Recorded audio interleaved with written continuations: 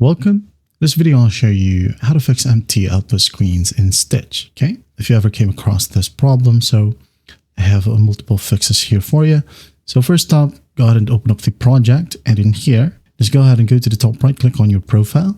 Okay, just go ahead and click on Stitch settings, and just go ahead and check your credit limit. Okay, as exceeding the generation limit, it can cause blank screens. And the other option, okay, all you got to do is click on Stitch right here and reopen the specific project. Okay, so click on it and just wait for it to fully load.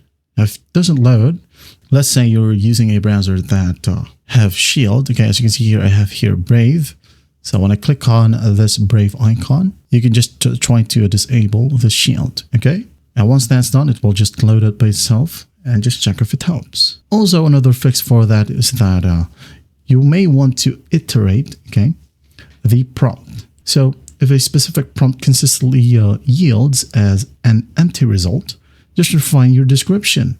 Okay, the AI might be confused by unclear instructions. Okay, just go ahead and add in a prompt section by section. For example, maybe add in this one first, and then second this one, and then this one later. Okay, now another option is that you go ahead and use the edit function right here. Just hover over a page, click on edit, and just click on add to chat. Okay, now go ahead and add in or ask the AI again with more specific guidance. Now, if all else fails, go ahead and report the issue, okay, so that Stitch right here or Stitch with Google will be notified. So just go ahead over to the top left to report, click on the navigation bar, click on send feedback, okay, or get help via Discord.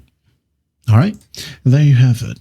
Well, I hope this video helps, and I'll see you in the next one.